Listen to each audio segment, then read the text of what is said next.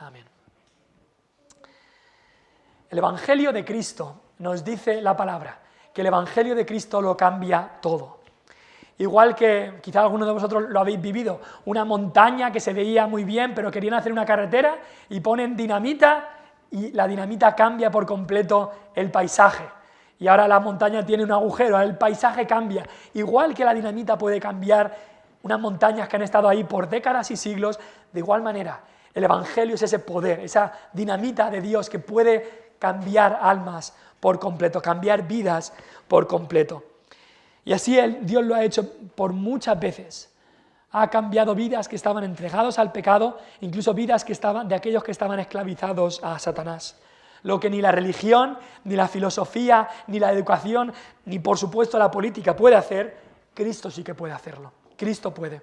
En 2 Corintios 5:17, y hablamos de ese texto cuando tuvimos los bautismos hace 3 semanas, ese texto dice: si alguno está en Cristo, nueva criatura es. Las cosas viejas pasaron, todas son hechas nuevas. Y es que cuando el Evangelio salva un alma, es una transformación tremenda. En el Evangelio de Cristo, cuando alguien acepta y recibe ese Evangelio, Dios trasplanta un corazón duro por un corazón de carne.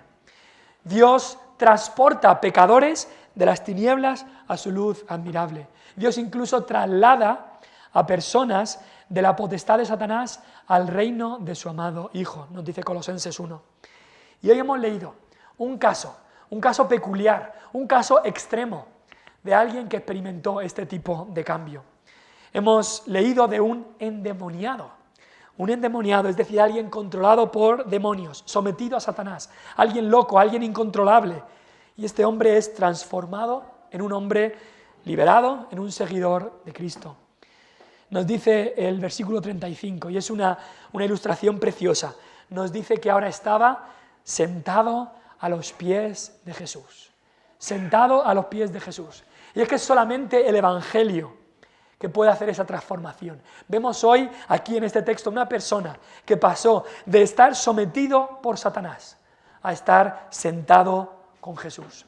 Ese es el título de nuestro mensaje en el día de hoy, de estar sometido por Satanás a estar sentado con Jesús. Y es que queremos aprender hoy que no hay un caso perdido para el poder de Cristo.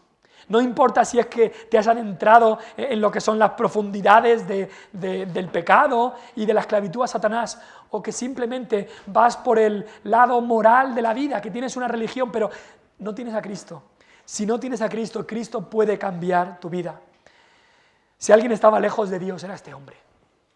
Si alguien estaba controlado por Satán, era este hombre. Si alguien estaba lleno de pecado, era este hombre que leemos aquí. Pero Isaías 63 nos dice que Cristo es grande, o que Dios es grande para salvar, poderoso para salvar. Pero en la historia que empezamos hoy, se nos da como una introducción en los versículos 22 al 25, se nos dice que Jesús quería pasar al otro lado del lado de Galilea. Jesús estaba en el lado quizá de Capernaum, donde tenía su casa, pero Jesús quería pasar al otro lado. Y es que Jesús lo sabe todo. Él sabía que en el otro lado había un hombre que necesitaba el poder del Evangelio, que necesitaba a Jesús. Así que Jesús, que lo sabía todo, en su compasión y en su poder, le dice a los discípulos: vamos a pasar al otro lado. Vamos a pasar al otro lado. Quizá los discípulos decían: ¿por qué? ¿Qué hay al otro lado? Yo no conozco a nadie en esa ciudad de Gadara, pero así lo dijo Cristo y así lo hicieron. Y es porque Cristo, como nos dice Lucas 19:10, Él vino ¿para qué? Para buscar y salvar lo que se había perdido. Para buscar y salvar lo que se había perdido. Y es solamente cuando te das cuenta de que estás perdido, cuando puedes recibir esa salvación que Cristo vino a traer. Así que pasan al otro lado. Pero antes de empezar con la historia famosa de este endemoniado, algo ocurre en el trayecto a Gadara. Leemos en el versículo 23 que se desencadena una gran tormenta, algo inesperado. Y en medio de toda esta tormenta, ¿qué hace Jesús? Está durmiendo. ¿Pero qué hace Jesús durmiendo? Bueno, tenemos que entender que Jesús era hombre 100%. Es Dios 100%, pero también hombre 100%. Y tenía que dormir, tenía que descansar. Leemos de muchas noches que las pasaba orando, prácticamente mucha parte de la noche. Así que imaginad el cansancio que llevaba arrastrando. Así que no es por pereza, sino porque Jesús trabajaba sin parar y necesitaba descansar. La tormenta era muy grande. Y se nos dice que se anegaban, es decir, el agua ya va entrando en la barca.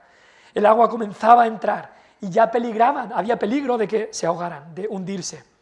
Así que nos dice que los discípulos van a Jesús y le dicen en el versículo 24, Maestro, Maestro, que perecemos, que vamos a perecer, que nos morimos, que nos hundimos, le dicen los discípulos a Cristo. Ahora, pensamos un poco, estos discípulos sabían cómo era Jesús, habían visto los milagros de Jesús, habían sido llamados a seguirle, habían visto que él había resucitado a una persona, había sanado a muchísimos ya, habían oído su predicación, sabían que era el Hijo de Dios. Pero aquí se les olvida todo eso y ya piensan que van a morir. Y Cristo tiene que decirles después, ¿dónde está vuestra fe? ¿Dónde está vuestra fe? ¿Y no nos pasa lo mismo a nosotros? Cuando las cosas no salen como tú piensas, cuando nos vemos en ciertos peligros, cuando vemos que nuestros planes que teníamos se frustran, a veces, incluso para creyentes, es como si se nos olvidara todo. Es como si nuestra fe ya no estuviera. Es como si nos olvidáramos de todo lo que Cristo ya ha hecho por nosotros, de todo lo que Cristo es para nosotros. Se nos va todo, se nos olvida todo. ¿Dónde está la fe en esos momentos? Qué vergüenza, ¿no? Qué vergüenza que muchas veces eso nos pasa, que nos llegamos a comportar como un no creyente, como alguien que no creyese. Porque vemos todo negro, toda la tormenta, no vemos otra cosa que la tormenta en vez de poner nuestros ojos en Jesús, que está con nosotros. ¿Y por qué piensas que Jesús está durmiendo en tu vida? Quizá lo has pensado alguna vez. Es que no hace nada, es que todo me va mal y Dios no hace nada, Jesús no hace nada. No te pienses que Jesús está durmiendo. Él, porque tenía una naturaleza humana, necesitaba dormir, pero Él es Dios. Él es Dios. Y nos dice Salmo 121, que no se dormirá el que te guarda. He aquí no se adormecerá ni dormirá el que guarda a Israel, el que guarda al pueblo de Dios. Así que nos dice aquí que Jesús se levantó y reprendió al viento y a las olas. Solo Dios puede hacer eso. Solo Dios puede decir hasta aquí. El hombre piensa que puede modificar el clima, hacer esto, hacer lo otro. Solo Dios es el que trae el clima que Él quiere. Puede levantar olas y puede acallar olas. Solo Dios es incluso el que permite a veces las tormentas en tu vida. Y las permite por una razón. Para que dejes de mirar a los demás, dejes de mirarte a ti mismo y pongas tus ojos en Cristo. El que puede y quiere traer bien a tu vida. Y la conclusión de este evento para ellos, para los discípulos, fue clara. Con su temor y asombro, dijeron en el versículo 25, cuando Jesús hizo este milagro de parar las olas y el viento, dijeron, ¿quién es este? ¿Pero quién es este? Que aún a los vientos y a las aguas manda y le obedecen. Jesús es el que manda. Él es el que manda. Incluso aquí manda a los vientos y a las aguas y le obedecen. Pero ahora, dentro de unos minutos, iban a poder decir, ¿quién es este? Que aún manda a las legiones de demonios y le obedecen. No solamente a los vientos y a las aguas, sino que ahora iban a descubrir que Jesús también tenía toda la autoridad sobre demonios y sobre el diablo. Jesús es el que tiene el poder. Vamos a ver ahora cómo Él transformó esta vida de este endemoniado. En primer lugar, quería ver las obras del diablo, porque este endemoniado estaba bajo el poder del demonio. Primera de Juan 3:8 nos dice, el que practica el pecado es del diablo, porque el diablo peca desde el principio. Para esto apareció el Hijo de Dios, para deshacer las obras del diablo. El diablo es real. El diablo es real. El diablo no es un bichejo rojo con cola, tridente y cuernos. El diablo es un ser real. Es un ángel que Dios creó y se rebeló contra Dios. Es el que introdujo el pecado en el universo. Se rebeló contra Dios y fue lanzado fuera del cielo. El diablo es real y el diablo no para de trabajar. Sus obras son desde el principio insaciables, interminables. No se va de vacaciones en julio y agosto. No. Él sigue trabajando. Y desde que tentó a Eva con el fruto prohibido, a Adán y Eva, lleva miles de años en los que sigue atacando, sigue acusando, sigue sugiriendo, sigue seduciendo, sigue dañando, sigue tentando, sigue atrayendo, sigue trabajando.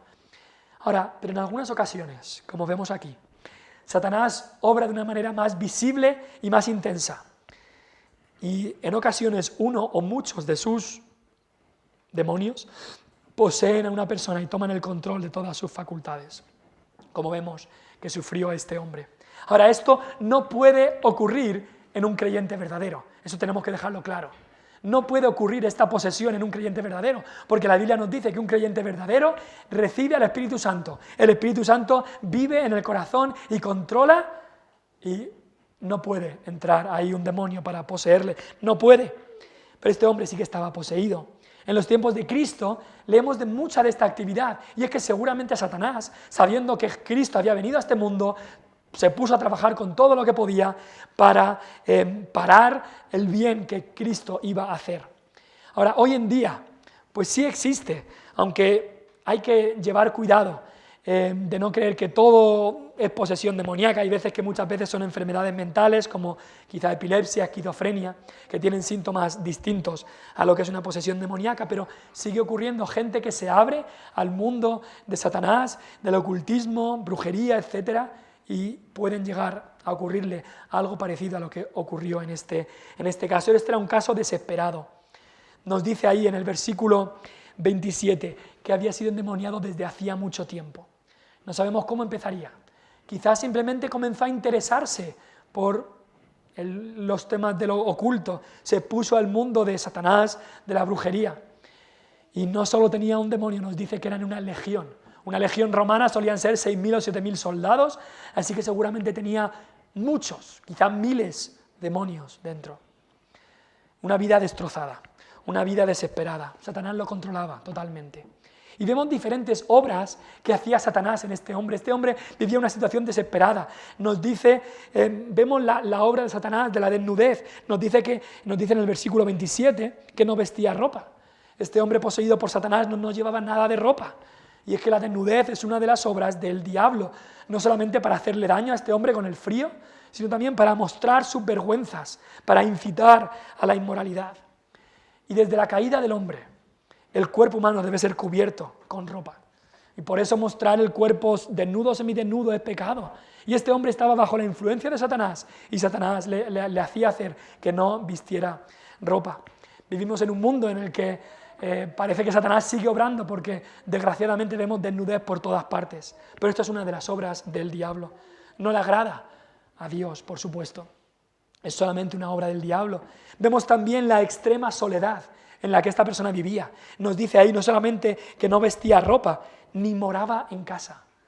No podía vivir con su familia, no podía vivir con amigos, no podía vivir en sociedad. No, los demonios le impulsaban a vivir en los desiertos, solo, abandonado. Experimentaba una gran soledad. Y esta es otra de las obras del diablo. El diablo quiere aislar a la gente. Satanás incluso está consiguiendo esto cada vez más en nuestra sociedad. La gente cada vez está más y más sola. Dios creó al hombre y dijo, no es bueno que el hombre esté solo. Dios creó al hombre para que viviera en sociedad, pero Satanás quiere que estemos lo más aislados y solos posibles.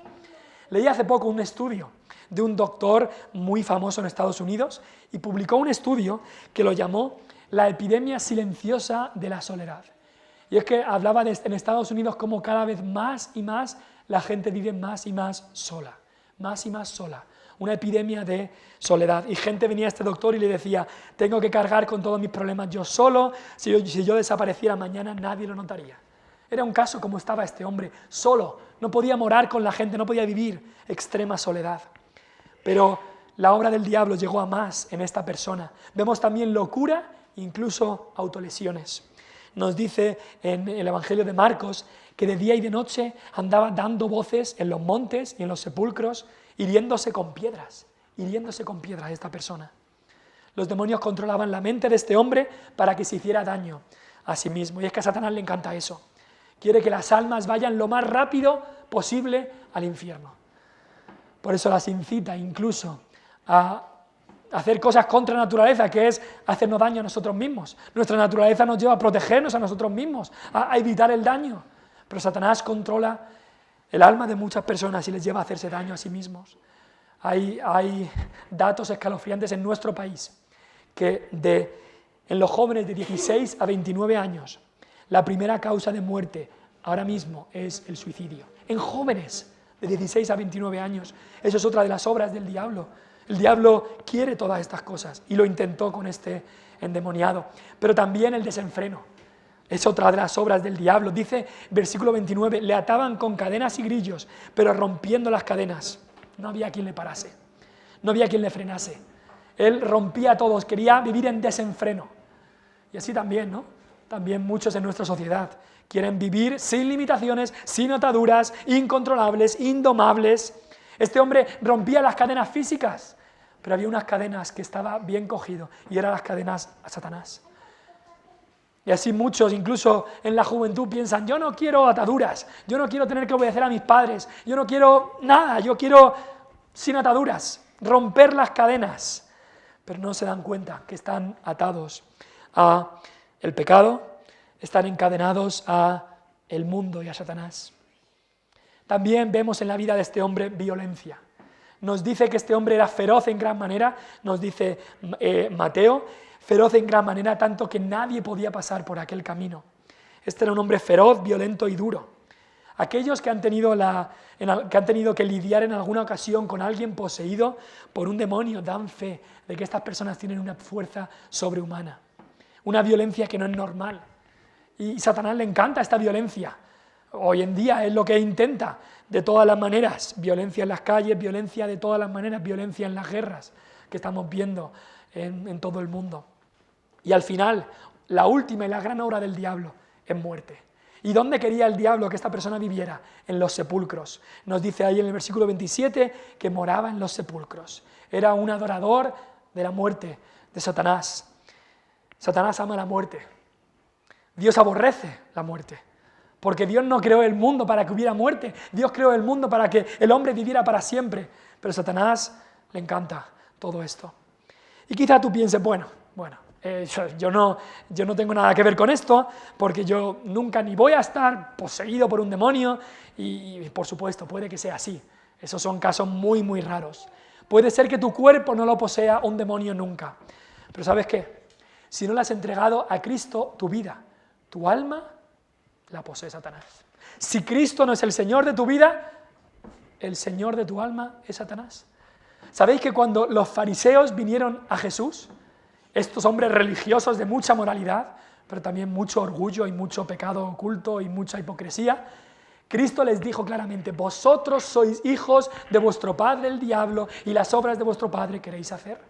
Y es que está claro, servirás a uno de dos señores, o sirves a Cristo y lo que quiere Cristo y la ley de Cristo, o sirves a Satanás y la ley de Satanás y lo que ama Satanás. Una de dos, no puedes caminar un camino neutral, o estás con Cristo o estás sin Cristo. Y los que están sin Cristo están siguiendo a Satanás, siguiendo los deseos de Satanás. Así es. Pero gracias a nuestro buen Dios, este hombre, este caso desesperado, este caso tremendamente difícil, Cristo lo cambió. Y vemos en segundo lugar el poder de Jesús. Vemos el gran poder de Jesús. Cristo había mostrado ya el poder que tenía sobre la creación. Cristo se puso de pie en el barco y dijo a las olas, para, al viento, para ahí, y todo se calmó. Cristo tiene el poder sobre la creación. Y si Él, el que es el creador, tiene el poder sobre toda la creación, también tiene el poder sobre el mundo espiritual, sobre ángeles y sobre demonios. Y llega Jesús a esta zona de Gadara, en el versículo 27, y alguno pensaría, viene este endemoniado y viene Jesús, pues ahora aquí va a haber una gran batalla. Aquí ahora el endemoniado va a intentar ganar y Cristo va a luchar y va a haber una gran batalla entre las fuerzas del mal y las fuerzas del bien. Quizá Teófilo, que era el que recibió este libro de Lucas en primer lugar, quizá oyentes que no eran judíos decían, va a haber una gran batalla ahora. Y Lucas lo deja claro, no hay batalla aquí. No hay ninguna lucha entre Jesús y los demonios. No hay partido, como se pudiera decir. ¿Por qué? Porque es que están en diferente categoría. No hay lucha entre Cristo y los demonios. No pueden luchar las criaturas contra el Creador. Los demonios son ángeles que fueron creados, criaturas. No hay lucha aquí. No es una contienda entre el bien y el mal. No, Jesús manda con autoridad suprema y los demonios obedecen. Y lo vemos claramente en el versículo 28. Este endemoniado, al ver a Jesús, lanzó un gran grito. Había un miedo tremendo en este demonio, porque sabía que le habían pillado. Sabía que se le había acabado el chollo, si se puede decir así. Sabía que se tenía que ir de estar controlando a ese hombre. De repente estos demonios ven al Hijo de Dios y tiemblan. Y la Biblia nos dice que los demonios tiemblan cuando ven a Cristo. Estos demonios se dieron cuenta que su tiempo controlando a este hombre había acabado. Pero incluso nos dice después que hay adoración, fíjate, adoración. Nos dice que se postraron a sus pies. Estos demonios se postraron a los pies de Cristo. Satanás le había dicho a Jesús en el capítulo 4, ¿os acordáis? En la tentación, Satanás le dijo a Jesús, te daré todos los reinos del mundo si te postras a adorarme. Menuda locura había dicho. Eso es imposible, Él es el creador, ¿cómo se va a postrar? Y por supuesto que Cristo le mandó bien lejos, por supuesto que Cristo no iba a hacer eso. Pero aquí está ocurriendo lo que debe ocurrir, cómo debe pasar. La criatura, estos demonios, se arrodillan, se postran ante el Creador. Ellos se postran por obligación. No es que estos demonios quisieran adorar a Cristo, no. Se postran ahí por obligación. Porque Cristo es creador, soberano, rey, señor y dueño y deben postrarse. ¿Y sabes qué? La Biblia dice que un día toda criatura, los que están en los cielos, en la tierra y debajo de la tierra, la persona que haya sido el más ateo del mundo, toda criatura un día doblará su rodilla delante de Cristo.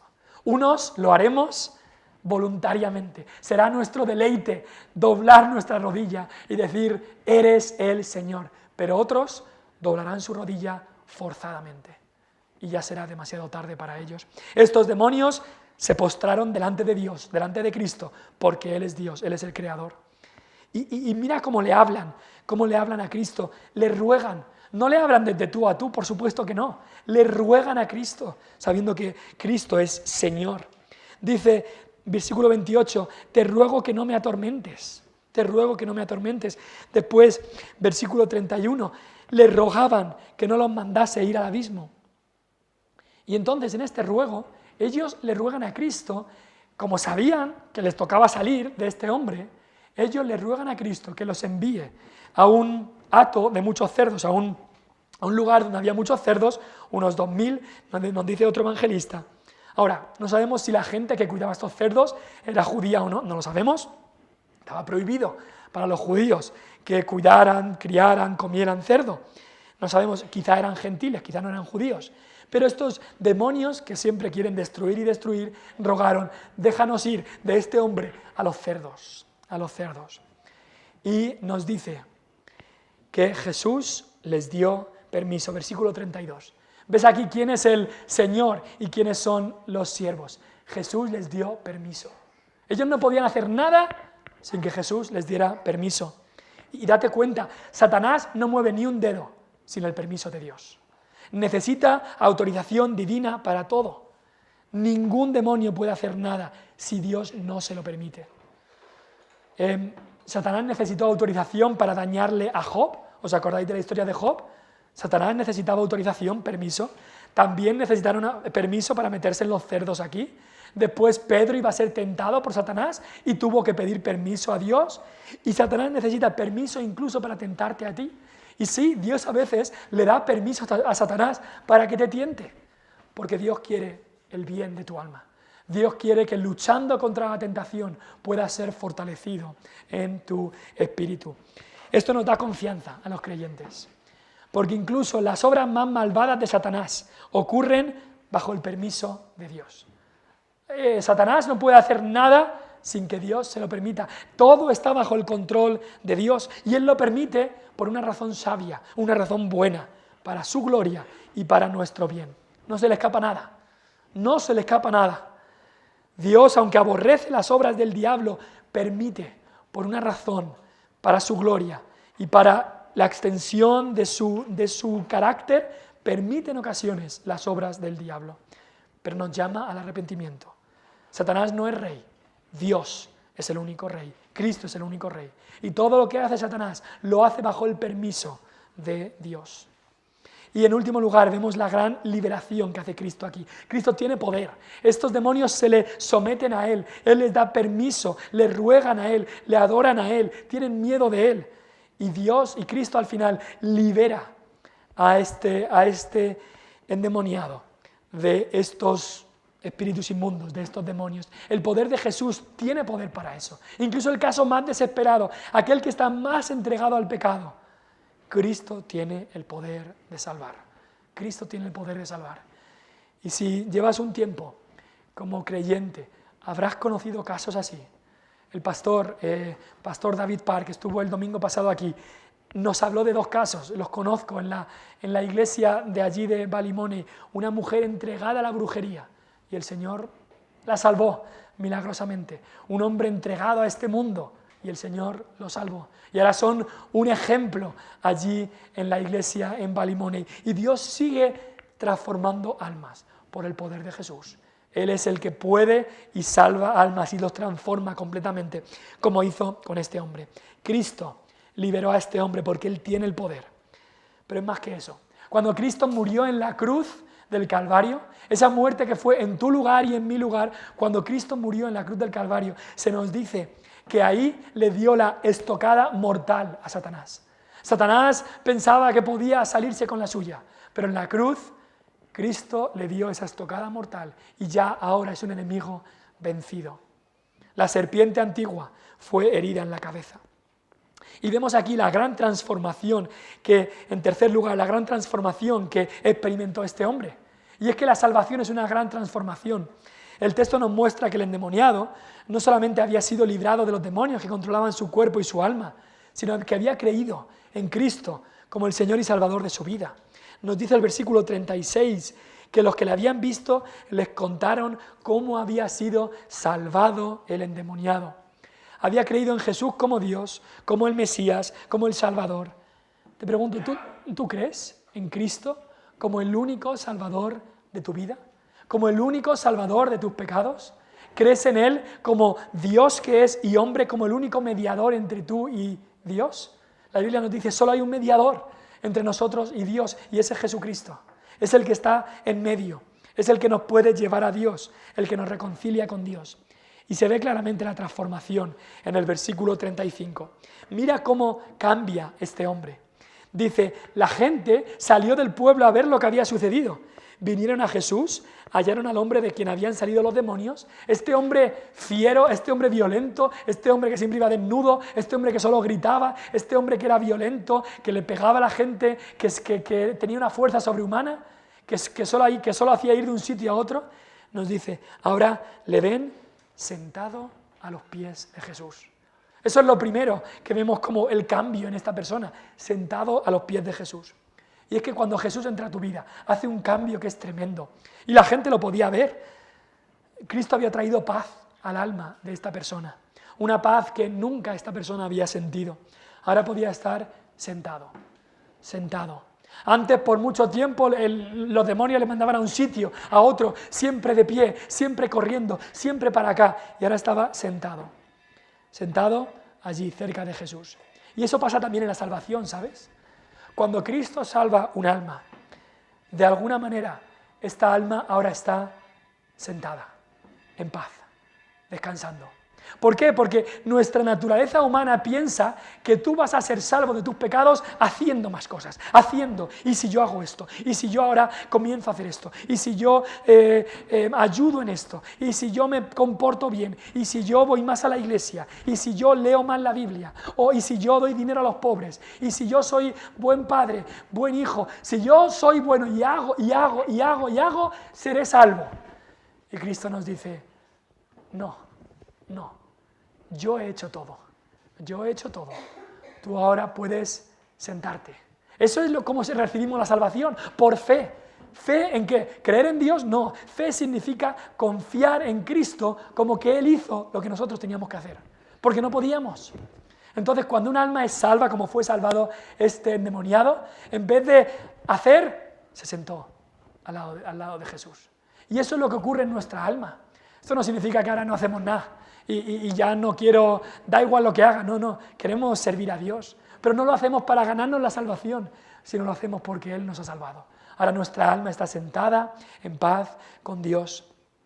Pero también este hombre estaba sentado a los pies de Jesús porque quería escuchar todo lo que pudiera de la boca de Jesús. Creyente, ¿estás haciendo eso cada día? ¿Se puede decir de tu vida que eres alguien que está sentado a los pies de Jesús? ¿Te levantas por la mañana con el deseo de sentarte a los pies de Jesús y leer lo que Él te tiene que decir? ¿Escuchar lo que su boca tiene que decirte a ti? ¿Eres una persona que vive sentado a los pies de Jesús? Este endemoniado, un hombre pecador al extremo, un hombre que no quería saber nada de Dios ni de Jesucristo, fue transformado, tanto que ahora estaba sentado, reposado, con la paz de Dios que sobrepasa todo entendimiento y escuchando a Jesús, sentado a sus pies. Un hombre que no podía parar quieto, ahora sentado. Un hombre sin amigos, ahora al lado del mejor de los amigos. Un hombre que solo buscaba los lugares de muerte, ahora sentado con el Rey de la vida, sentado a los pies de Jesús. ¡Qué cambio! Pero no solamente eso, nos da un detalle muy peculiar. Versículo 35 nos dice que ahora estaba sentado, pero también vestido. Esto es sorprendente, no sabemos si es que Jesús se lo dijo o es que simplemente él se dio cuenta. Cuando Jesús le salvó, que dijo, me tengo que vestir. ¿Yo qué hago que estoy aquí, que estoy así desnudo?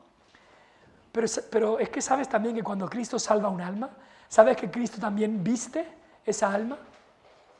Espiritualmente, Cristo lo había vestido con su justicia. ¿Os acordáis de lo que hicieron Adán y Eva cuando pecaron? Se dieron cuenta que estaban desnudos y se cubrieron con hojas de higuera, nos dice la palabra. Pero luego vino Cristo, vino Dios, habló con ellos y los vistió con túnicas de pieles, haciendo esa ilustración de que el hombre sin Cristo está desvestido, necesita vestirse con Cristo, necesita vestirse con la justicia de Cristo. Y eso es lo que Cristo hace cuando salva un alma. Cuando tú vienes a Él te pone su vestidura de justicia, para que cuando Dios te mire a ti desde el cielo, ve justicia. Tú te miras a ti mismo y dices, pero si yo soy pecador, pero cuando crees en Cristo, Dios te ve y dice, este hombre es justo, porque tiene la vestidura de justicia de mi Hijo. Y eso es lo que había experimentado en su corazón este hombre endemoniado.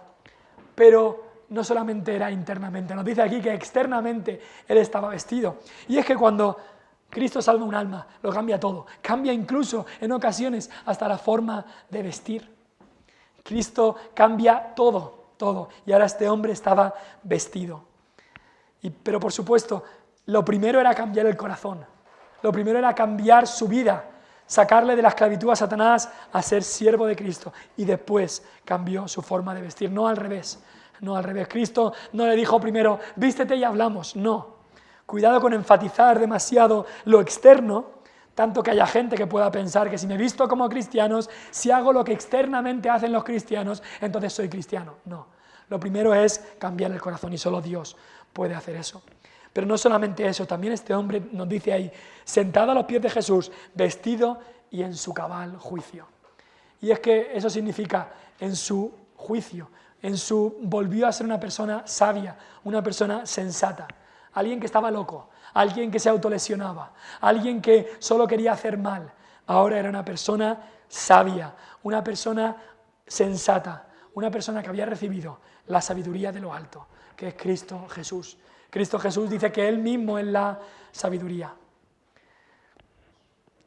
Cristo ha traído ese verdadero juicio.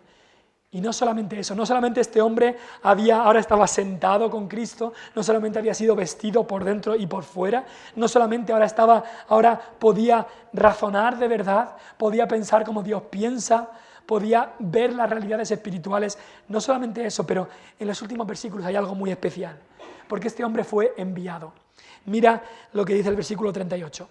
Y el hombre de quien habían salido los demonios le rogaba que le dejase estar con él, pero Jesús le dijo, no. Ve a tu casa, ve a tu familia y cuéntales las cosas grandes que ha hecho Dios contigo. Y este hombre fue, y nada más ser salvo, fue a hablar a su familia, a los suyos, a los que amaba, lo que había hecho Cristo conmigo.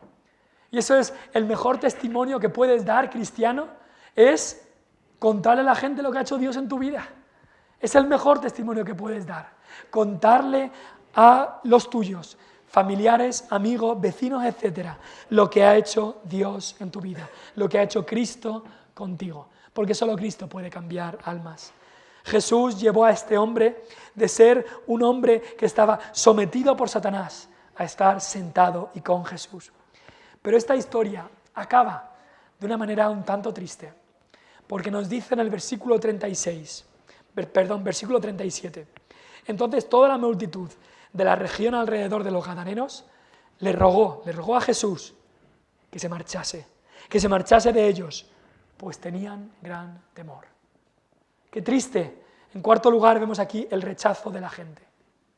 Qué triste que con el milagro que había hecho Dios, que había hecho Cristo, la actitud de la gente fue de rechazo. Nos dice aquí que le rechazaron, le pidieron que se vaya. Y nos hace pensar, ¿por qué? ¿Por qué? ¿Por qué le rogaron que se marchase de ellos? Nos dice, versículo 37, pues tenían gran temor. ¿Temor de qué? ¿Temor de qué? Pues creo que el temor aquí era un temor a que la presencia de Jesús signifique que yo tengo que cambiar cosas en mi vida. Un temor a que si viene Jesús a mi vida, si viene Jesús a mi ciudad, me va a decir lo que no quiero escuchar.